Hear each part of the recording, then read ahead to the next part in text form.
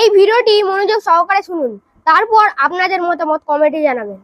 যেই মা বোনেরা সামান্য একটা তেলা পোকা দেখলেই এক লাফে দুই মাইল দূরে চলে যায়, একটা টিকটিকি দেখলে ভয়ে রাত্রে ঘুমাতে পারে না, সেই মা সেই মেয়ে 10 মাস পেটে সন্তান রাখে।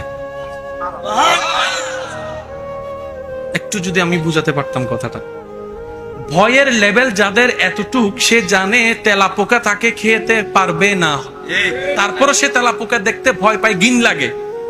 সেই মা, আপনার মা, আমার মা, আমাদের মা, আমাদের সন্তানের মা 9-10 মাস কষ্ট সহ্য করে পেটের মধ্যে বাচ্চা রাখছে তো রাখছে, ঠিক মতো ঘুমাতে পারে নাই, ঠিক মতো বাথরুমে যেতে পারে নাই, ঠিক মতো গোসল করতে পারে নাই, ঠিক মতো খাইতে পারে নাই, খাবার ভালো ভালো খাবারও ঘ্রাণ লাগলে বমি চলে আসতো। এমন যন্ত্রণাদায়ক কষ্ট প্রত্যেকটা দিন সহ্য করেছে, কখনো বিরক্ত হয় নাই, অ্যাবর্শন করে সন্তান নষ্ট করে নাই, আমাকে নষ্ট করে দেয় নাই আমার মা, আপনাকে নষ্ট করে নাই আপনার মা। শুধু তাই নয়, একটা গিরা ফুটবল খেলতে গিয়ে উল্টে গেলে গিরা বসাইতে যে কি কষ্ট,